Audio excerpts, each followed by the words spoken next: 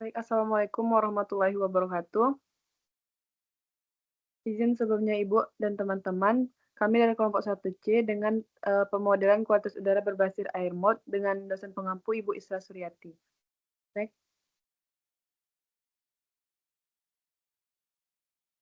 selanjutnya dengan anggota kelompok dengan Uni Rahmadilla Izati dengan NIM 221094223 dengan Zahra Asyifa Asibuan dengan NIM 1001, Abel Gibran dengan NIM 1002, dan saya sendiri Nafa Syarahmi dengan NIM 1005, Nabila Felisa Maiswari dengan NIM 1010, dan Dian Amoria dengan NIM 2001. Next. Selanjutnya di sini dapat dilihat pada latar belakang di mana pencemaran udara akibat emisi industri menjadi permasalahan lingkungan yang semakin meningkat dan berdampak pada kesehatan serta kualitas lingkungan. Dengan menganalisis penyebaran polutan seperti partikulat, SO2, dan NOx digunakan permodelan dispensis dengan air mod yang mampu mensimulasikan distribusi konsentrasi polutan berdasarkan kondisi emisi, meteorologi, dan topografi dalam berbagai skala waktu. Hasil simulasi menunjukkan pola sebaran dan titik konsentrasi maksimum yang dipengaruhi oleh faktor atmosfer dan lingkungan sekitar, sehingga penting untuk diidentifikasi terutama di area pemukiman. Hasil dari dapat dibandingkan dengan baku mutu udara ambien dengan PP 022 tahun 2021 guna menilai tingkat keamanan serta menjadi dasar dalam merumuskan evaluasi dan rekomendasi pengendalian pencemaran udara yang tepat. Next. Dengan rumusan masalah ada 5, di mana nomor 1, bagaimana proses pemodelan dispensi polutan menggunakan air mod berdasarkan data emisi dan meteorologi yang tersedia. 2, bagaimana hasil sebaran konsentrasi polutan dalam periode 1 jam, 24 jam, dan tahunan. Yang ketiga, di mana lokasi terjadinya konsentrasi maksimum polutan berdasarkan hasil simulasi. Yang keempat, apakah konsentrasi polutan hasil pemodelan telah memenuhi baku mutu kualitas udara ambien. Yang kelima, apa saja upaya pengendalian yang dapat direkomendasikan untuk mengurangi dampak pencemaran udara. Selanjutnya, di mana tujuannya dengan 1, mengolah data input yang diperlukan untuk simulasi air mod.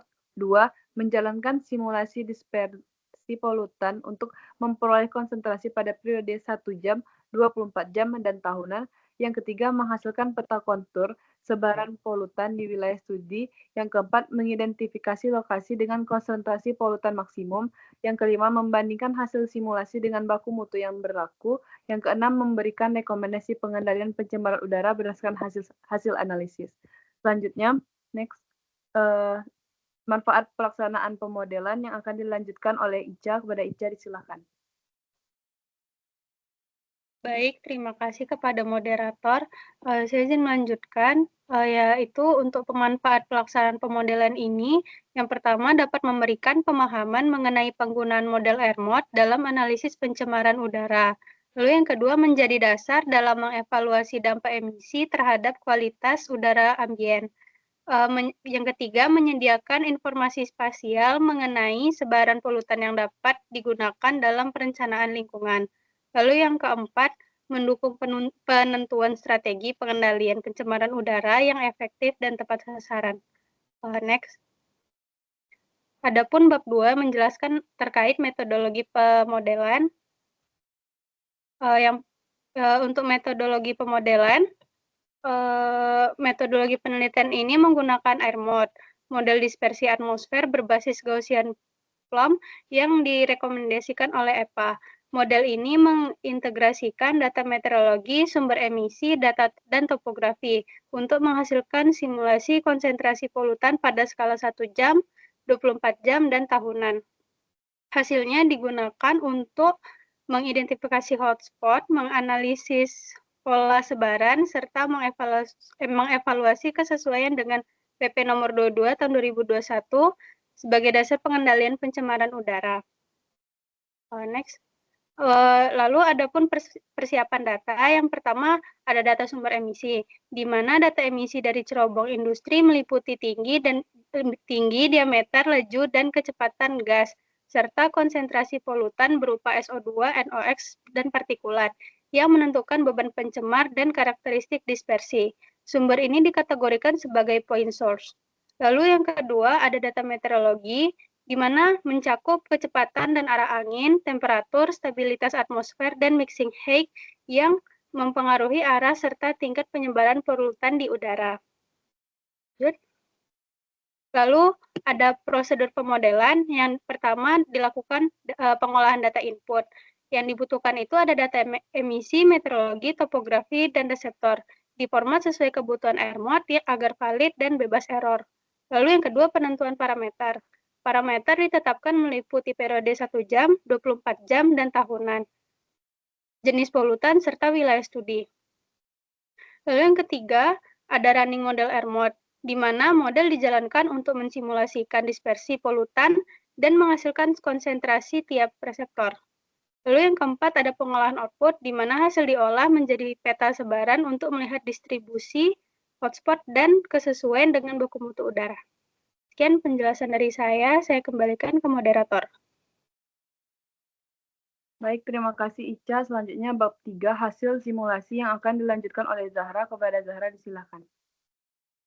Baik, terima kasih kepada moderator. Selanjutnya adalah bab 3 hasil simulasi. Next. Hasil simulasi konsentrasi 1 jam. Hasil simulasi konsentrasi polutan periode 1 jam menunjukkan distribusi sebaran polutan yang relatif terkonsentrasi di sekitar sumber emisi. Sebaran polutan cenderung mengikuti arah dominan angin pada saat kondisi meteorologi tertentu, sehingga membentuk pola memanjang atau plume ke arah tertentu. Nilai konsentrasi maksimum pada periode 1 jam merupakan nilai tertinggi dibandingkan periode lainnya, karena akumulasi polutan belum mengalami proses pencampuran yang signifikan di atmosfer. Hal ini menunjukkan bahwa potensi dampak jangka pendek terhadap lingkungan dan kesehatan manusia lebih besar pada kondisi ini, terutama di daerah yang berada dalam jalur persebaran plume. Next.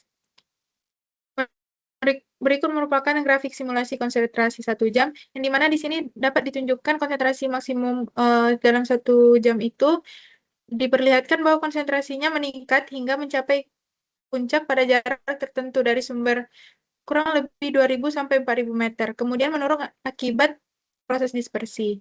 Nilai yang dihasilkan merupakan nilai yang paling tinggi. Next. Hasil simulasi konsentrasi 24 jam menunjukkan distribusi sebaran polutan yang lebih luas, karena adanya variasi kondisi meteorologi sepanjang hari. Peta kontur menunjukkan bahwa konsentrasi polutan mengalami penurunan dibandingkan dengan periode 1 jam, karena telah terjadi proses dispersi dan pencampuran yang lebih intensif di atmosfer.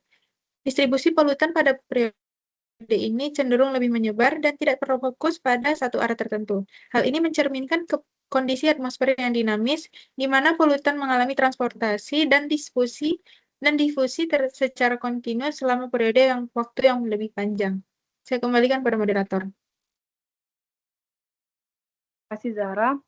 Selanjutnya yang akan dijelaskan oleh Abel. Kepada Abel disilahkan. Baik, terima kasih moderator. Selanjutnya ini merupakan grafik simulasi konsentrasi di 24 jam. Di mana di sini untuk sumbu X-nya adalah jarak, yaitu meter, dan juga sumbu Y-nya adalah konsentrasi. Nah, di sini yang bisa kita lihat dari grafiknya adalah konsentrasi yang paling tinggi terdapat pada titik di jarak dekat, sehingga makin jauh konsentrasinya menurun. Tapi di sini terjadi kenaikan lagi di pertengahan dan di jarak tertentu. Lalu hasil simulasi konsentrasi tahunan, di mana polutan pada periode tahunan ini menunjukkan distribusi sebaran polutan yang paling merata, di mana konsentrasi yang ditampilkan merupakan nilai rata-rata dalam jangka panjang, sehingga fluktuasi harian dan juga kondisi ekstrim telah tereduksi. Peta kontur menunjukkan bahwa konsentrasi polutan relatif lebih rendah dan tersebar luas di seluruh wilayah studi. Tidak terdapat perbedaan konsentrasi yang terlalu signifikan antar area, yang menunjukkan bahwa dalam jangka panjang polutan telah mengalami pencampuran yang cukup homogen di atmosfer. Ini merupakan grafik simulasi dari konsentrasi tahunan tadi. Nah, seperti yang dapat kita lihat dan sama dengan grafik-grafik yang sebelumnya, di sini X-nya merupakan jarak dan juga Y-nya merupakan konsentrasi, di mana ini merupakan konsentrasi selama jarak tertentu. Jadi kita bisa melihat di mana konsentrasi minimum dan juga konsentrasi maksimumnya.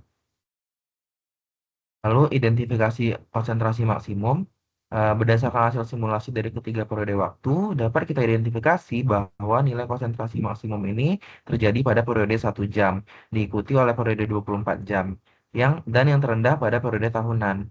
Lokasi konsentrasi maksimum umumnya berada pada jarak tertentu dari sumber emisi, yang dipengaruhi oleh kombinasi antara kecepatan aliran gas, tinggi cerobong, dan juga kondisi atmosfer. Fenomena ini menunjukkan bahwa polutan tidak langsung mencapai konsentrasi maksimum di titik sumber, melainkan setelah mengalami proses transportasi di udara. Identifikasi titik maksimum ini sangat penting karena menjadi indikator utama dalam kita untuk mengevaluasi dampak lingkungan, khususnya dalam menentukan area yang berpotensi terdampak paling besar oleh emisi gas buang. Nah, lalu kita masuk ke peta kontur sebaran polutan periode 1 jam. Di sini, peta ini menunjukkan konsentrasi polutan dalam periode 1 jam dalam bentuk kontur, di mana sumbunya adalah koordinat UTM atau dalam meter, dan juga warnanya ini menunjukkan tingkat konsentrasi. Eh, Warna ungu atau biru ini menunjukkan konsentrasi yang rendah, hijau sedang, sedangkan yang kuning atau merah itu adalah tinggi. Nah, sebaran ini dominan ke satu arah dipengaruhi oleh arah angin. Bentuknya seperti plum yang lidah memanjang yang ini. Saya kembalikan kepada moderator.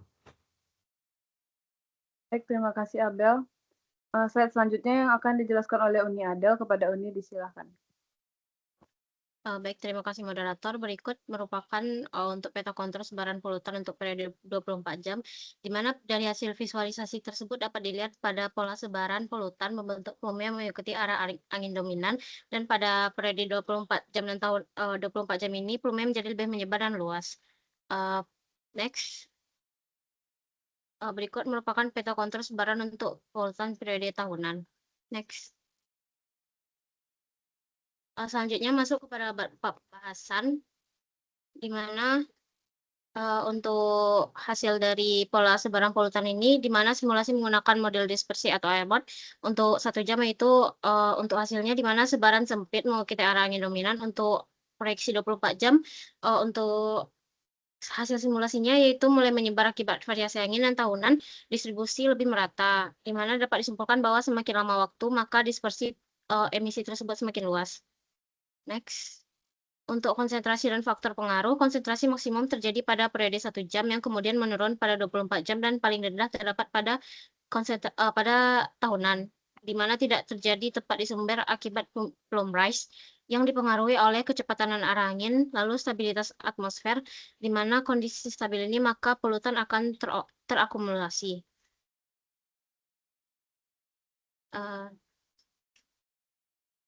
Untuk evaluasi baku mutu dan dampak, di mana untuk dibandingkan dengan PP nomor 22 tahun 2021, di mana pada periode 1 jam berpotensi mendekati atau melebihi baku mutu, pada periode 24 jam dan tahunan relatif aman. Untuk dampak yang dihasilkan sendiri yaitu pertama ada gangguan pernapasan, iritasi mata, hujan asam, kemudian pada area hotspot itu perlu perhatian khusus. Mungkin sekian, dikembalikan kepada moderator. Terima kasih Uni. Selanjutnya, slide selanjutnya akan dijelaskan oleh Rian, kepada Rian disilahkan. Terima kasih moderator. Untuk faktor yang mempengaruhi sumber emisi itu yang pertama tinggi cerobong, laju dan kecepatan gas, dan yang terakhir itu untuk cerobong yang lebih tinggi memiliki sebaran yang luas dan konsentrasi yang menurun. Untuk rekomendasi pengendaliannya itu ditingkatkan tinggi cerobong, yang kedua gunakan alat pengendali seperti scrubber dan elektrostatik presipitator, yang ketiga optimisasi pembakaran, dan yang keempat monitoring kualitas udara. Next.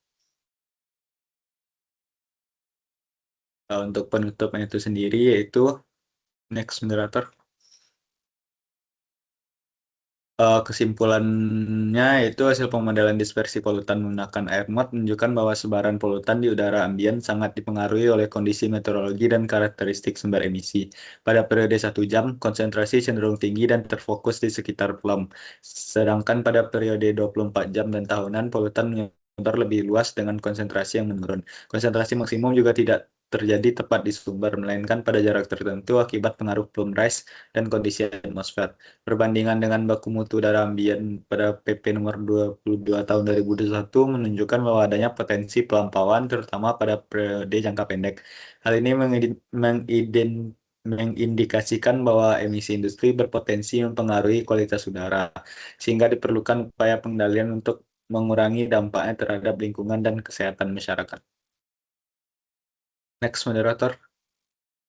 Untuk rekomendasinya itu sendiri, berdasarkan hasil analisis dan pembahasan, beberapa rekomendasi yang dapat diberikan yaitu yang pertama, penerapan teknologi pengendali emisi seperti wet scrubber atau electrostatic precipitator atau backhouse filter untuk menurunkan konsentrasi polutan sebelum dilepas ke atmosfer. Yang kedua itu optimasi desain cerobong, termasuk peningkatan tinggi dan kecepatan aliran gas dapat membantu memperbaiki proses dispersi. Yang ketiga itu peningkatan efisiensi proses produksi dan penggunaan bahan bakar yang lebih bersih untuk mengurangi pembentukan polutan. Yang keempat yaitu pemantauan kualitas udara secara berkala penting dilakukan untuk memastikan kepatuhan terhadap baku mutu. Dan yang terakhir itu pengembangan studi lanjutan dengan data dan parameter yang lebih lengkap guna memperoleh hasil data yang lebih akurat. Dikembalikan pada moderator. Baik, terima kasih Rian. Dengan berakhirnya presentasi dari Rian tadi, maka berakhir pula presentasi kami pada hari ini. Sekian dari hasil presentasi kami. Mohon maaf jika ada kesalahan. Saya akhiri. Wassalamualaikum warahmatullahi wabarakatuh.